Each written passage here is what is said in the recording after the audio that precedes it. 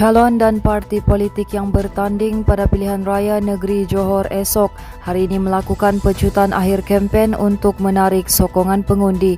Barisan Nasional antara yang giat melakukan kempen akhir menerusi jentera dari pelbagai negeri termasuk dari Sabah yang diketuai pengerusi BN Negeri Datuk Seri Bung Mokhtar Radin. Semua calon dan parti politik mempunyai masa hingga tengah malam ini untuk berkempen sebelum proses pengundian biasa bermula pagi esok.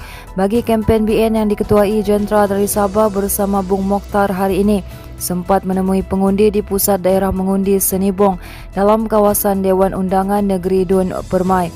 Beliau yang juga ahli Majlis Tertinggi UMNO meminta penduduk agar keluar menunaikan tanggungjawab sebagai pemilih untuk memilih kerajaan Johor yang stabil dan meneruskan agenda pembangunan untuk kemajuan Johor. Mengenai peluang BN pada PRN Johor kali ini, Bung Mokhtar optimis ia akan mencapai kemenangan berdasarkan sambutan rakyat kepada BN yang meningkat sepanjang tempoh kempen. Sementara itu, terlalu percaya kepada ubat kampung termasuk akar-akar kayu dipercayai antara punca kes kematian akibat COVID-19 terutama yang membabitkan warga emas di Sabah meningkat. Menteri Kerajaan Tempatan dan Perumahan Negeri Datuk Seri Masri Manjun berkata, kebanyakan kes membabitkan warga emas yang belum menerima vaksin dan dibawa ke hospital ketika keadaan sudah teruk. Masidi yang juga jurucakap harian perkembangan COVID-19 Sabah menyimpulkan kes kematian akibat COVID-19 membabitkan warga emas kebanyakannya disebabkan lewat dibawa ke hospital dan tidak tahu dijangkiti virus berkenaan.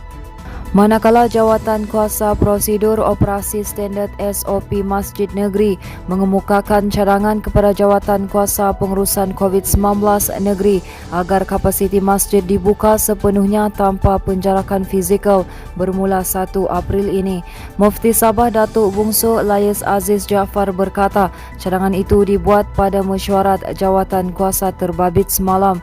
Katanya Jawatan Kuasa SOP Masjid telah bermesyuarat semalam dan mencadangkan kepada kerajaan iaitu Jawatan Kuasa Pengurusan COVID-19 Negeri agar kapasiti masjid dibuka 100% tanpa penjarakan sosial seperti yang dicadangkan Perdana Menteri Datuk Seri Ismail Sabri Yaakob baru-baru ini.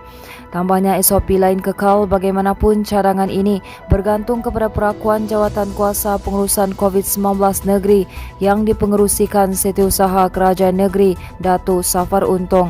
Beliau berkata demikian ketika diminta mengulas berhubung SOP baru bagi masjid dan surau di negeri ini berikutan pengumuman Perdana Menteri bahawa umat Islam di negara ini boleh menunaikan solat jemaah tanpa perlu penjarakan fizikal bermula 1 April depan.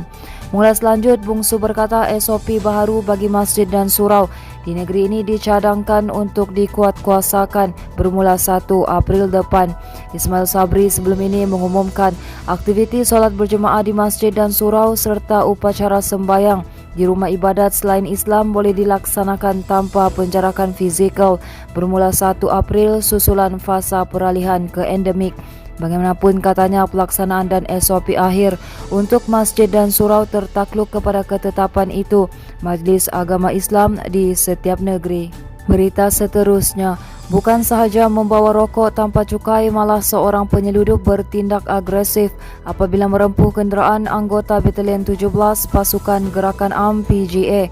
Bagaimanapun kenderaan pacuan 4 roda jenis Toyota Hilux rokok digunakan suspek berjaya ditemui bersama pelbagai rokok seludup dianggarkan bernilai RM110,208, namun pemandu kenderaan itu berjaya meloloskan diri.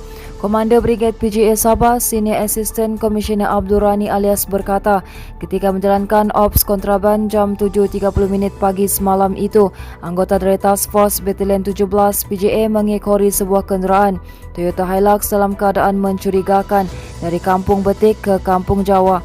Katanya anggota kemudian menggunakan siren polis untuk mengarahkan pemandu itu untuk berhenti, namun lelaki terbabit bertindak agresif dengan merempuh di sebelah kiri kenderaan pasukan hingga Kemek dan terus menuju ke arah Kampung Kenangan dengan memandu secara berbahaya.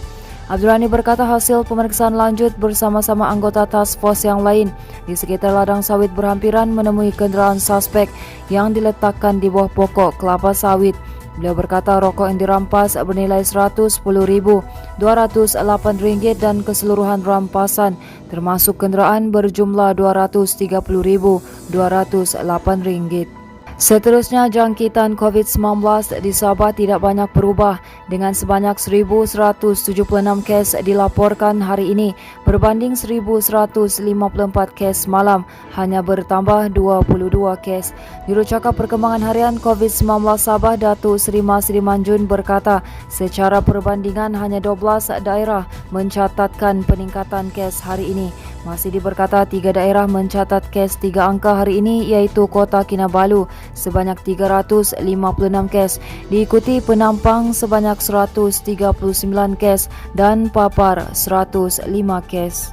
Teruskan bersama kami di asoka.com, berita komprehensif.